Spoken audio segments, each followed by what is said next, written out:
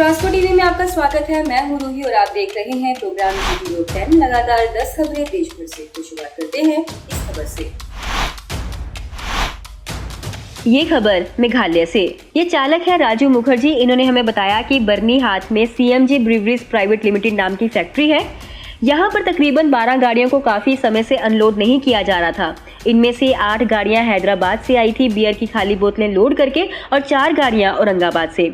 बताया गया कि 2 गाड़ियां तो लॉकडाउन से भी पहले की खड़ी हुई थी और कुछ गाड़ी वालों को महीना हो गया था यहाँ पर खड़े हुए और ये बहाने सुनते हुए कि फैक्ट्री में जगह नहीं है।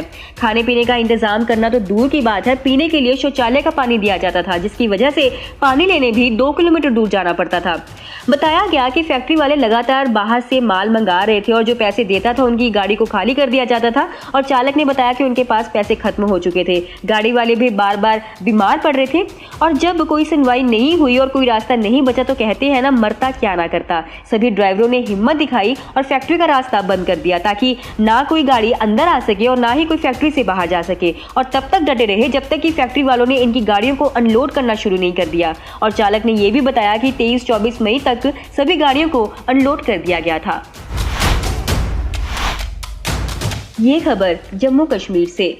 ये चालक हैं मोहम्मद अशरफ, रजौरी के रहने वाले हैं। इन्होंने बताया कि 16 मई को रजौरी से मेडिकल करवा के 18 मई को अपनी ओके रिपोर्ट लेकर गाड़ी लोड करने के लिए चल पड़े बहादुरगढ़ हरियाणा की ओर। वहां से इन्होंने रजौरी से 50 किलोमीटर आगे जगह है कोटरंका बकौरी, वहां की टाइल्स लोड की।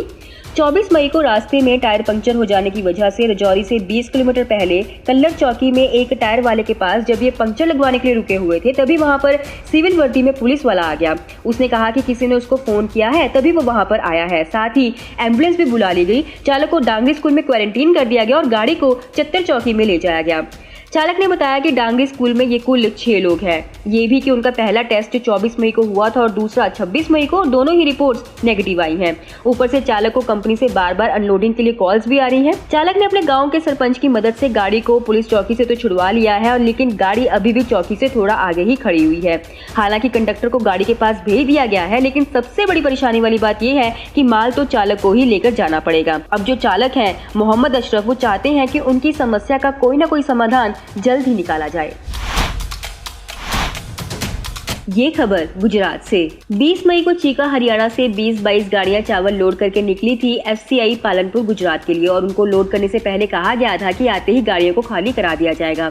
22 मई को ये गोडाउन पहुंच गई थी और इनका नंबर भी लगा दिया गया था, पर गाड़ियों को अनलोड नहीं किया गया ये कहकर कि लेबर नहीं है। लेकिन तब से वहां के लोकल सभी गाड़ियों को जरूर साथ के साथ अनलोड किया जा रहा है, पर इनकी रोजाना सिर्फ 1-1.5 गाड़ी ही खाली की जा रही है। ड्राइवरों ने जब वहां के मैनेजर से इस बारे में शिकायत की तो मैनेजर ने आगे से ये कहा कि हमने ट्रांसपोर्टर को मना किया था, फिर भी उसने गाड़ियां भेज दी, लेकिन दूसरी तरफ गाड़ियां फिर गोडाउन के अंदर ही खड़ी की हुई हैं। मैनेजर ने उनको ये भी कहा कि चाहे 1 महीना खड़े रहो, फर्क नहीं पड़ता, और उसके बाद बात करनी बंद कर दी। हमें बताया गया कि ड्राइवरों को खाने पीने की काफी दिक्कत है वहां पर। जब ट्रांसपोर्ट टीवी टीम को इस बारे में खबर दी गई तो टीम ने पहले ट्रांसपोर्टर से बात की और उनका कहना था कि जितना माल मंगवाया गया था उतना ही भेजा गया है। फिर मैनेजर से कॉन्टेक्ट किया गया।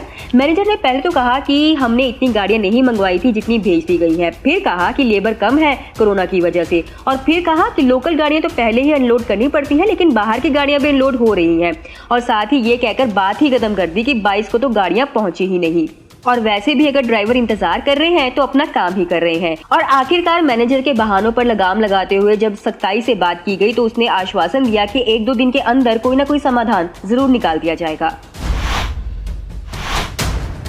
पंजाब से ये खबर है। ये सब लोग खन्ना के प्राइवेट स्कूल्स के बस ऑपरेटर और मालिक हैं। इनका कहना है कि पंजाब के हजारों प्राइवेट स्कूलों में बच्चों और स्टाफ के लिए लाखों स्कूल बसेस हैं, पर पिछले कुछ समय से लॉकडाउन के कारण स्कूल्स की तरफ से मार्च महीने से अब तक प्राइवेट स्कूल बस ऑपरेटरों को कोई भी पैसा नहीं दिया गया है और सिर्फ डीजल को छोड़ के tax, insurance, passing, permit, driver, conductor और लेडी कंडक्टर के खर्चे बस मालिक को लगातार पड़ रहे हैं।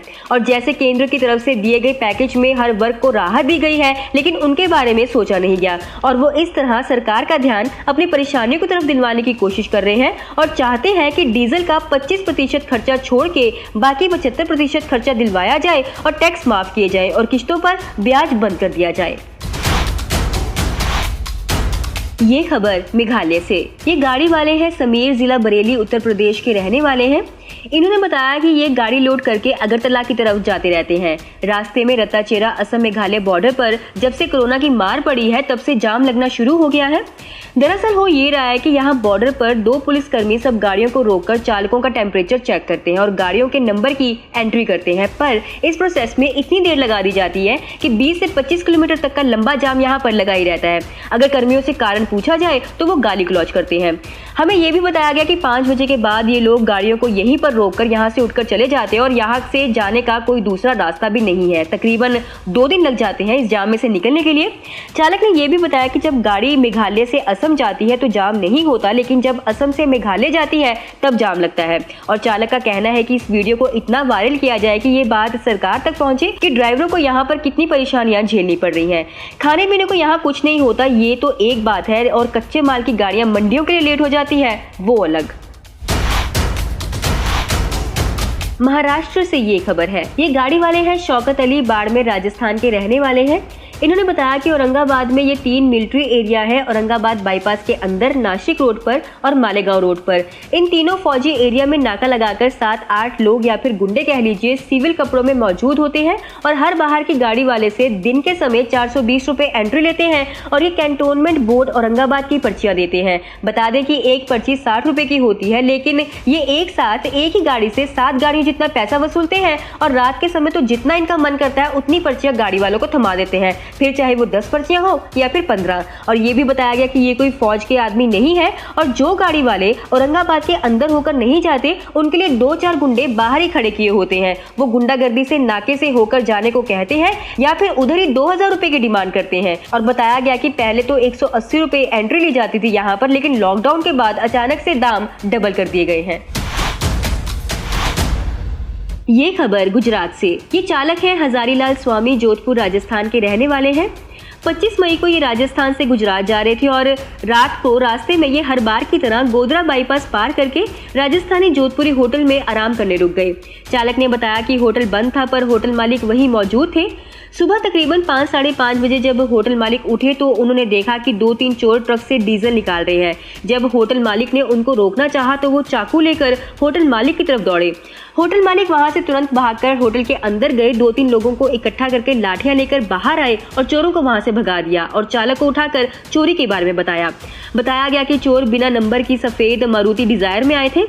गाड़ी वाले ने बताया कि चोरों ने तकरीबन 200 लीटर डीजल चोरी कर लिया था और साथ में ये भी बताया कि पहले भी इस रास्ते पर वारदातें होती थी पर अब ये घटनाएं बहुत ज्यादा बढ़ गई हैं।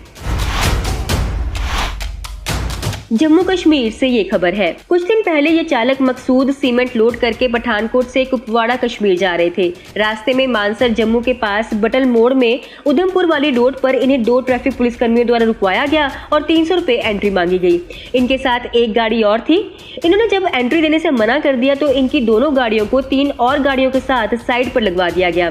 चालक ने बताया कि जैसे हमेशा होता है वो लोकल गाड़ियों को तो छोड़ रहे थे लेकिन बाहर की गाड़ियों से 300 रुपए एंट्री मांग रहे थे और ये हर रोज की बात है। इनसे भी कहा गया कि इनकी जम्मू की गाड़ी नहीं है और साथ ही चालक के थोड़ा जिद करने पर उन्हें मारपीट की धमकी भी दी गई। चालक ने बताया कि बाहर की कच्चे माल वाली गाड़ियों को तो और भी परेशान किया जाता है, उनसे 500 रुपए वसूले जाते हैं और इनसे भी जबरन 200 रुपए लिए गए थे। 2 घंटे बर्बाद करने के बाद इनको छोड़ा गया और चालक ने ये भी बताया कि हरियाणा नंबर की गाड़ियों को तो ये लोग बेहद तंग करते हैं और ये चालक चाहते हैं कि प्रशासन तक ये बात जल्द से जल्द पहुंचाई जाए और इन लोगों की मनमानी को रुकवाया जाए। ये खबर गुजरात से है। कुछ दिन पहले ये चालक मोहन सिंह अपने सहचालक लोकेश मेहता के साथ अपनी गाड़ी जिसका नंबर है GJ12BV7998 इसमें कांडला गुजरात से केमिकल लोड करके उदयपुर राजस्थान जा रहे थे। उस वक्त गाड़ी लोकेश मेहता चला रहे थे। इन्होंने बताया कि रात को तकरीबन 11 बजे डीसा में पुलिया के ऊपर स्पीड ब्रेकर आने की वजह से जब इन्होंने गाड़ी धीरे की तो पीछे से एक बिना नंबर का ऑटो इनकी गाड़ी को ओवरटेक करते हुए आगे आकर रुक गया। उसमें 8 गुंडे थे और उन सब ने शराब पी रखी थी। उसमें से एक गुंडा ट्रक की खाली साइड से ऊपर चढ़ गया और गाड़ी में झांकने लगा और दूसरे गुंडे ने चालक को बाहर से ही पकड़ लिया। उन दोनों ने दोनों चालकों के साथ मारपीट की और चालक ने यह भी बताया कि 3-4 गुंडे गाड़ी के बाहर ही खड़े हो गए, लेकिन शुक्र ये रहा कि पीछे से एक और गाड़ी आ गई जिसको देखकर वो लोग नीचे उतर गए और चालक ने अपनी गाड़ी को वहां से भगा लिया। चालक ने बताया कि डीसा से 20-25 किलोमीटर पहले उन्होंने एक टोल प्लाजा पर रुककर खाना बनाया था और अपना पर्स मोबाइल पहले ही संभाल लिया था और हो सकता है वो लोग तब से उनका पीछा करते आ रहे हों और चालक चालक ने ये भी कहा कि वो तो बाल बच गए, लेकिन इस रास्ते से कोई भी गाड़ी वाला रात में अकेले तो बिल्कुल भी ना जाए। अब ये वीडियो आपके साथ शेयर करने जा रहे हैं। ये गाड़ी को देखकर लग रहा है कि जैसे अपने मालिक की किसी बात से नाराज होकर धुआं छोड़ती हुई अकेले ही चल पड़ी माल की अनलोडिंग करने के लिए। यहाँ तक कि गाड़ी भी पूरी तरह से भरने नहीं दी, या फिर यूं लग रहा है कि किसी से बात नहीं करना चाहती और ये कह रही है कि मेरे पीछे मत आओ, मुझे अकेला छोड़ दो, और लड़खड़ाती हुई जरा सी अपने रास्ते से भटकती भी है। लेकिन यहाँ पर फिर वही बात दोहराना चाहेंगे कि बुरा वक्त दस्तक देकर नहीं आता। कई बार मजाक बेहद भारी पड़ सकता है, जैसे गाड़ी दूसरी सड़क पर उतर सकती थी, बाइक सवार के साथ दुर्घटना हो सकती थी और गाड़ी का तो कल्याण हो ही गया, आप वीडियो में देख सकते हैं। तो यही कहेंगे कि मजाक में दूसरों की सुरक्षा के साथ खिलवाड़ ना करें। तो आप देख रहे थे प्रोग्राम GT Road 10 लगातार 10 खबरें देश भर से। आपको हमारा ये प्रोग्राम कैसा लगा हमें कमेंट सेक्शन में कमेंट करके बताएं। इस प्रोग्राम को लाइक और शेयर करना ना भूलें। चैनल को सब्सक्राइब करने के लिए बेल आइकन दबाएं। हमारे फेसबुक पेज को भी जरूर लाइक करें और ट्विटर पर हमें फॉलो करें। ट्रांसपोर्ट टीवी देखने के लिए बहुत बहुत शुक्रिया। ट्रांसपोर्ट टीवी को YouTube पर अभी करें सब्सक्राइब और दबाएं बेल आइकन। फेसबुक पर लाइक करें हमारा पेज और ट्विटर पर भी करें फॉलो। ट्रांसपोर्ट टीवी, जानकारी लाभकारी।